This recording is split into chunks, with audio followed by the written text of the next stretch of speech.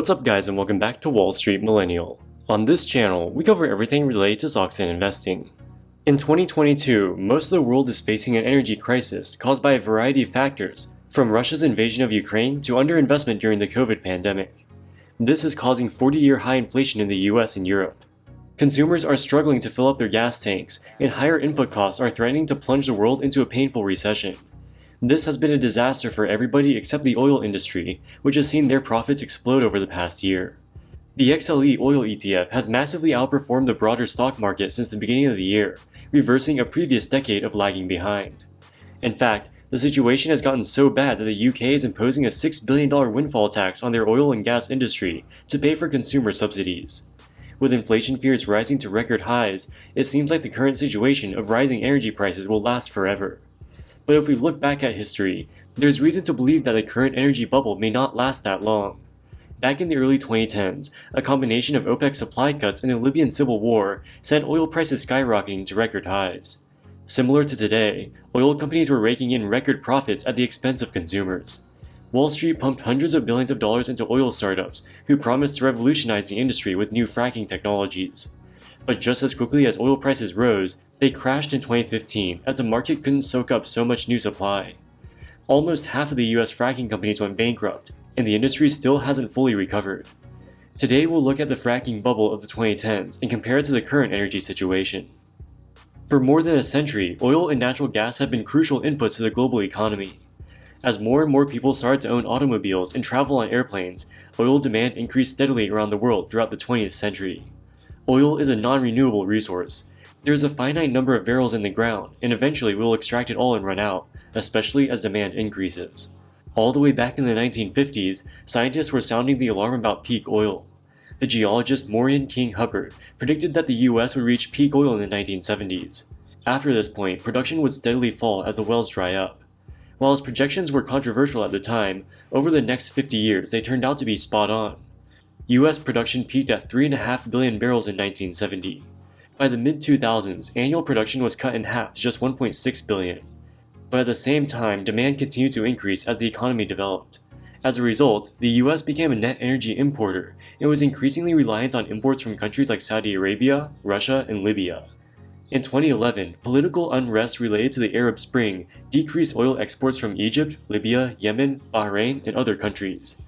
By this point, the US was so dependent on Middle Eastern oil that they couldn't make up for this gap with domestic production. This caused prices to skyrocket and threatened the post-recession recovery. However, these high energy prices wouldn't be sustained indefinitely. Around this same time, US oil production unexpectedly started skyrocketing, completely contradicting Morian Hubbard's peak oil prediction. So what happened? Peak oil is predicated on the oil supply being limited and it will eventually run out. But this is a little bit of a misnomer. There are 1.7 trillion barrels worth of oil reserves in the world. This is enough to fulfill demand for thousands of years. The problem is, most of this oil is deep under the oceans, under difficult terrain, or for whatever reason, it is economically infeasible to extract. Oil companies extract the easiest oil fields first, and once those are exhausted, they move on to the more difficult ones. Eventually, the only places left are remote or extremely difficult oil fields, which may not be economically viable. Once you get to this point, production must decrease if the oil companies still want to make any profits. What Hubbard didn't consider was technological innovation, making previously untapped oil reserves economically feasible for the first time. Shale is a fine-grained sedimentary rock formed from mud that is a mix of flakes of clay minerals and tiny fragments of other minerals.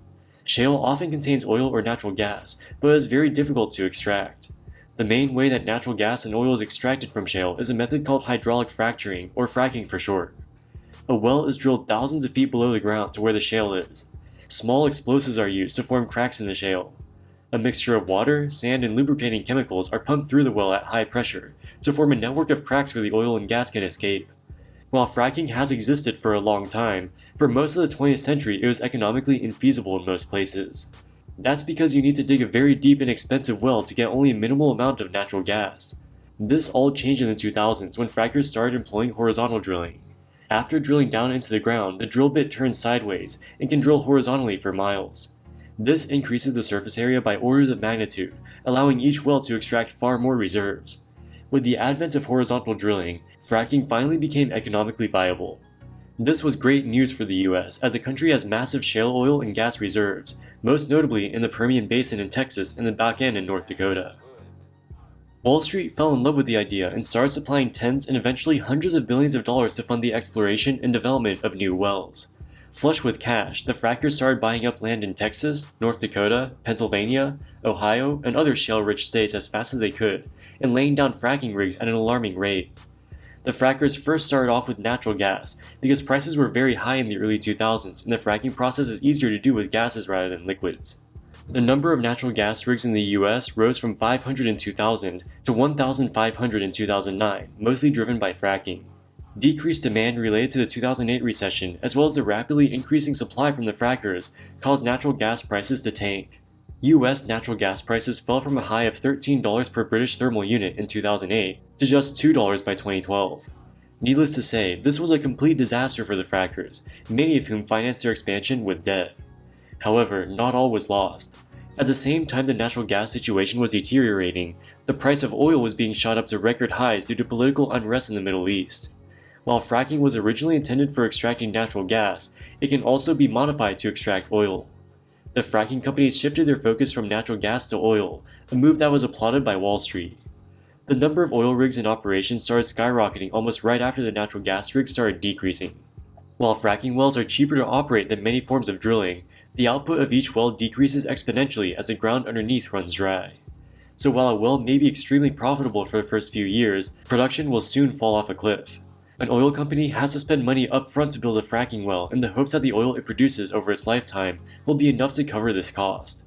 To decide whether an oil field will be profitable, geologists perform various tests to estimate the amount of oil that can be feasibly extracted. These estimates require significant judgment and is often more of an art than a science. Oil executives would fly over to Wall Street to raise money from investors. These executives often had their compensation based on production growth, not profitability. This incentivized them to raise as much money as possible to drill new wells, regardless of economics. So they would often adjust their oil reserve assumptions to look more favorable to potential investors.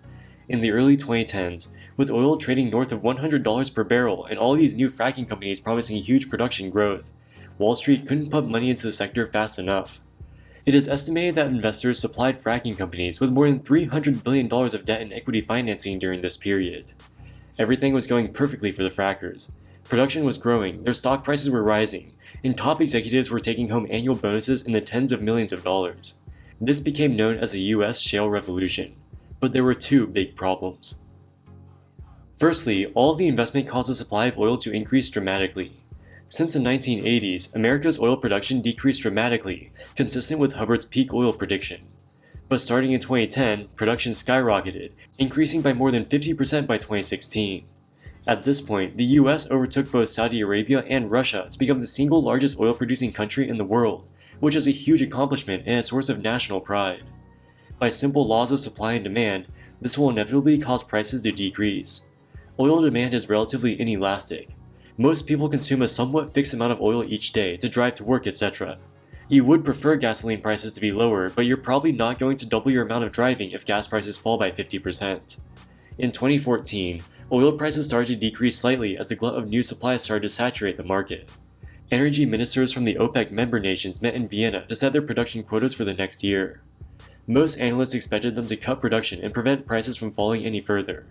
This is a common strategy that they used in the past, and many of their member nations needed high prices to balance their fiscal budgets. However, Saudi Arabia and some of the other OPEC countries were thinking more strategically. Instead of cutting production to accommodate the American frackers, they increased production to drive prices down further and put the frackers out of business. While this would cause some short-term pain, the long-term gain of crushing the competition was well worth it. And the plan worked flawlessly. The oil price collapsed from $100 to $50 in a matter of months. To make matters even worse, many of the fracking companies overpromised and underdelivered. One of the most extreme examples of this was Sandridge Energy, which was forced to decrease its oil reserve estimates in 8 out of 10 years during the 2010s, according to IHS Markit, as their original estimates turned out to be overly aggressive. A combination of low oil prices and worse than expected well efficiency caused operating cash flows to plummet. To fund well growth, most of the frackers relied heavily on debt, borrowing hundreds of billions of dollars in aggregate. They borrowed this money under the assumption that oil prices would remain high. When prices collapsed, they were unable to make their interest payments. Since 2015, more than 230 North American oil and gas producers, owing more than $150 billion in debt, have filed for bankruptcy. Even the companies that avoided bankruptcy decreased their production dramatically to conserve cash.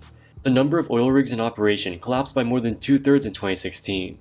Hundreds of thousands of oil workers in the US were laid off, both those who worked directly for the frackers and those who worked for oilfield service companies. From 2017 through 2019, oil prices partially recovered as demand increased and the US fracking decelerated. But in 2020, the COVID pandemic abruptly destroyed this recovery. With lockdowns reducing transportation, oil demand plummeted and prices tanked, with oil futures briefly falling below zero. This was the biggest shock to the industry since 2016. In the US alone, almost 100 oil and gas companies with close to $100 billion in aggregate debt filed for bankruptcy. According to the research firm Fitch Solutions, global oil and gas capex fell by roughly 20% in 2020 as companies look to conserve cash. Capex is not expected to surpass pre-COVID levels until 2025. Remember that fracking wells deplete very quickly after the first few years of operation. Just to maintain current production levels, capex needs to stay at least constant. And with most countries having all but completely rolled back COVID-era mobility restrictions, oil demand is expected to exceed 2019 levels this year. Add to that the decrease in output from Russia, and it's not hard to see why oil has once again surpassed $100 per barrel. With prices so high, you might expect the frackers to start drilling again and the boom-bust cycle that we saw in 2016 to repeat. But the current situation isn't exactly the same. Investors are still shell-shocked from the previous fracking bubble. Of the fracking companies that survived, their stock prices are just returning to their 2014 highs today, 8 years later. The sector has been dead money for the past decade. Neither the company executives nor the shareholders want to repeat this. Oil companies are using their excess free cash flow to increase dividend payments to investors to avoid overbuilding capacity like they did last time. Pioneer Natural Resources is one of the largest and previously most aggressive frackers in the US. During the peak of the fracking bubble in 2013 and 2014, they only paid a nominal dividend of 4 cents per share, despite sky-high oil prices. They invested substantially all of their excess free cash flows into building new fracking wells. This strategy ended disastrously as their stock price was cut in half by 2016. Despite a similar oil price backdrop, their strategy has changed completely. They recently declared a dividend of $7.38 per share and are targeting to pay 80% of their free cash flow as dividends. They will only invest the minimum amount necessary to maintain their current production quantity, or increase it by 5% at the most. Everything else goes to dividends. Investors viewed this new strategy very favorably, with the stock price now trading at all-time highs. So despite the superficial similarities of the 2014 fracking bubble, it's unlikely that we'll see a similar collapse in prices. This is bad news for the consumers, who will be stuck paying higher prices at the pump, but it's good news for the oil companies who are likely to see extraordinary profits for years to come. Alright guys, that wraps it up for this video. What do you think about the 2016 fracking bubble? Let us know in the comments section below. As always, thank you so much for watching and we'll see you in the next one. Wall Street Millennial, signing out.